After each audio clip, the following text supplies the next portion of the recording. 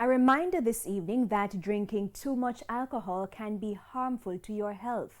TVJ's Shamela Pullen tells us more in the Health Report. The Health Report. The period leading from Christmas into the New Year is usually filled with festive celebrations involving drinking, oftentimes in excess. But family physician Dr. Lincoln Little says Jamaicans must be mindful of the serious health implications of heavy alcohol use. It can also cause the most severe form of coma in which the patient normally lies. It can cause acute bleeding from the intestinal tract. And of course, when you think in terms of accident, you would say somewhere between age 15 to 30.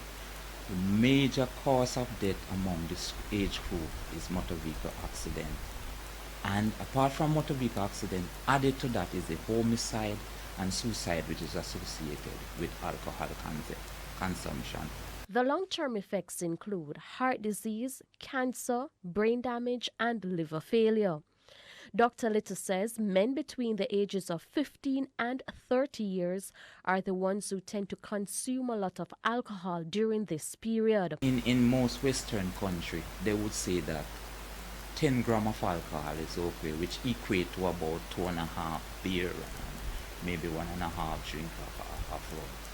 But I would say basically in our setting, nobody should drink more than 2 beer at a time and not more than 2 drink of other strong drink, because beer basically is not more than about 2 to 6% of alcohol.